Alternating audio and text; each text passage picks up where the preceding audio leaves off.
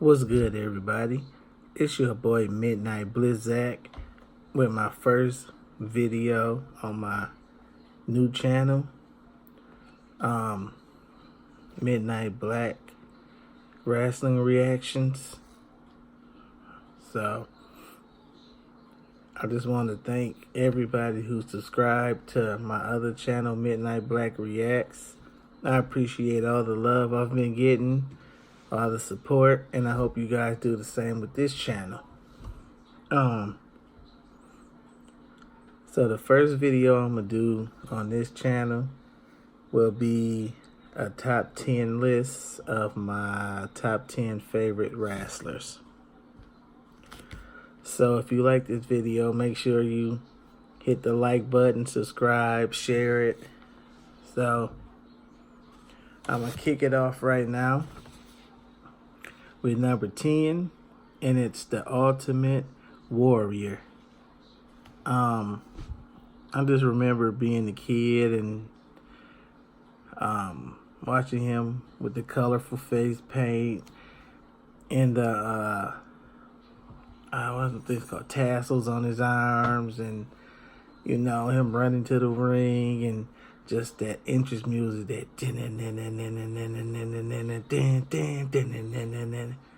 I mean, his quick matches, and you know, he wasn't the most technically sound competitor, but he made sure when he came through that curtain that everybody remembered who the Ultimate Warrior was.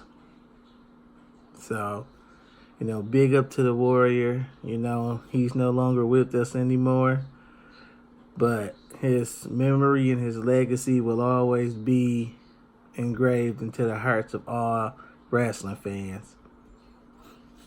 My number 9 is the late, great American Dream, Dusty Rhodes.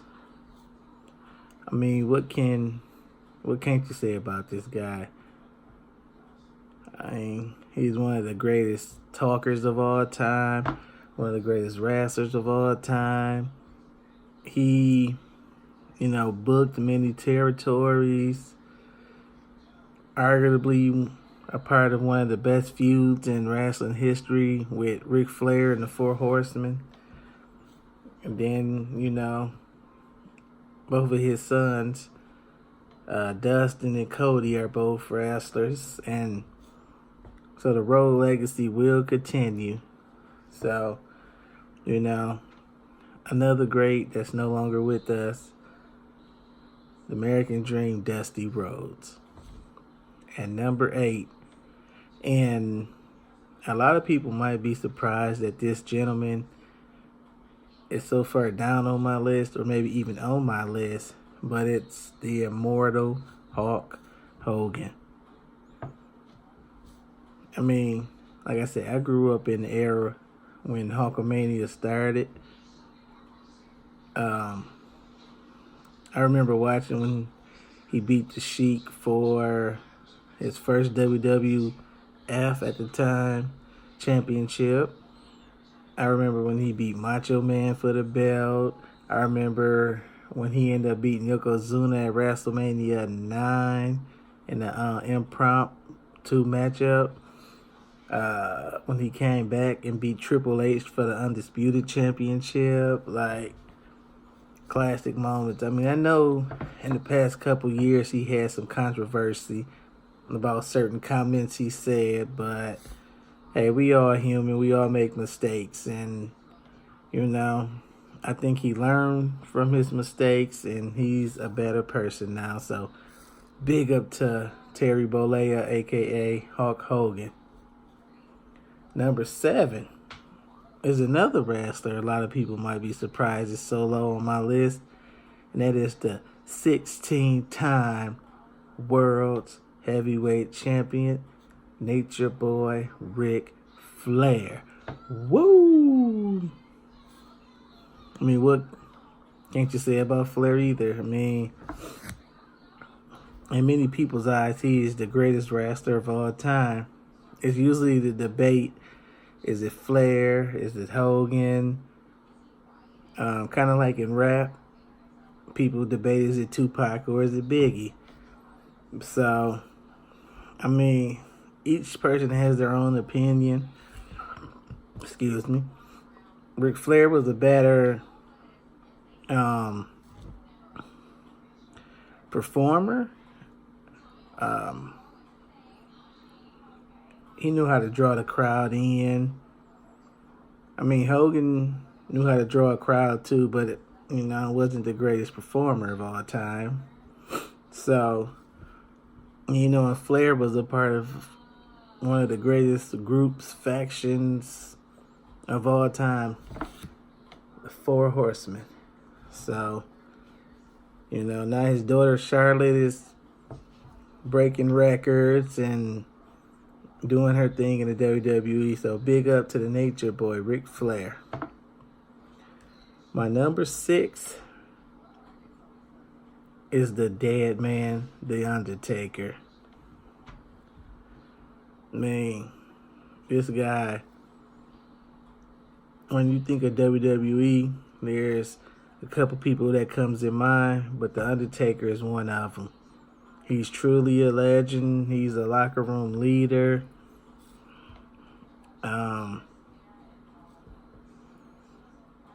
I mean, for a big man, like, the guy could move in the ring. He's one of the greatest superstars of all time. I believe he should be on the Mount Rushmore of wrestlers. So, he still, every now and then pop in and out. Recently, he was on SmackDown and had a confrontation with Sami Zayn, and, Sami Zayn got chokeslammed. So, big up to the Undertaker. Number 5 is HBK, HB Shizzle, Shawn Michaels. To me,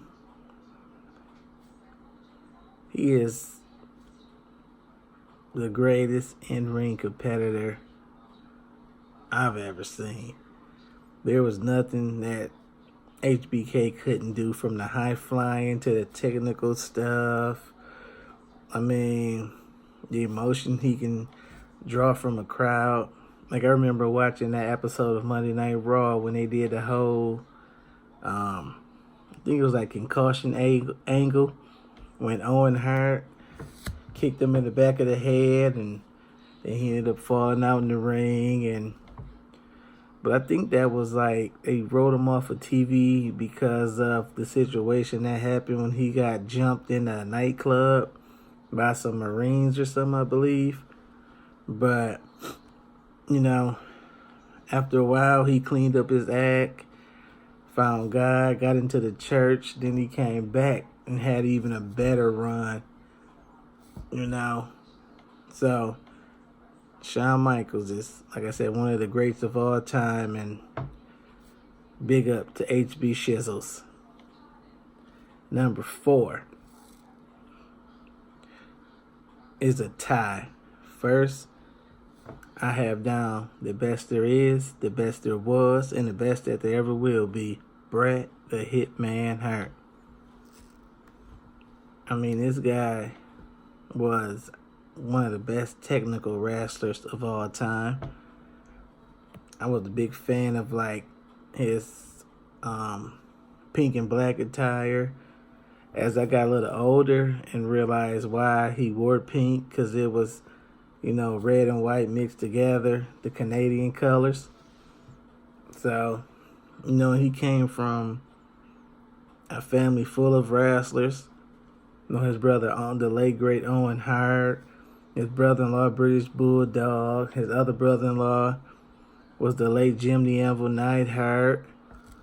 And then his nephew, Teddy Hart, is tearing it up with British Bulldog's sons and Brian Pillman's son, and MLW as the Hart Foundation. So, one of the all-time greats. Like I said, he carried the WWF at the time for many years until they gave the ball to Shawn Michaels. So,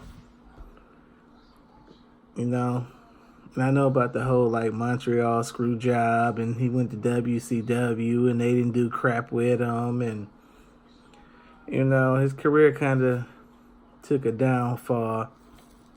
But I was ecstatic to see him, make amends with Vince in the WWE and go into the Hall of Fame.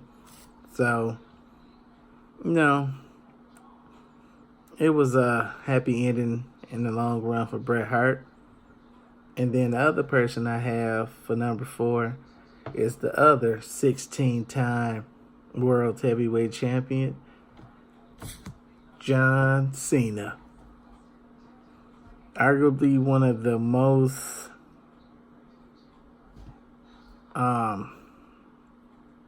I don't want to say controversial, because he's never done nothing really like controversial, but the fan reaction that this guy ended up getting down the line, with the "Let's go Cena, Cena sucks," and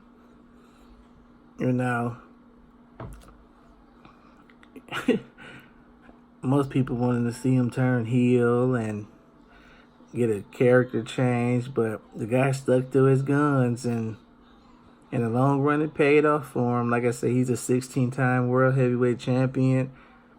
He's in Hollywood doing movies and stuff now, so nothing really bad to say about, as JBL call him, Big Match John. So, number 3 is the Macho Man, Randy Savage.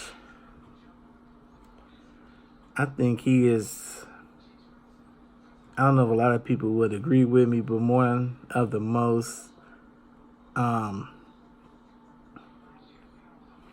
trying to think of the word.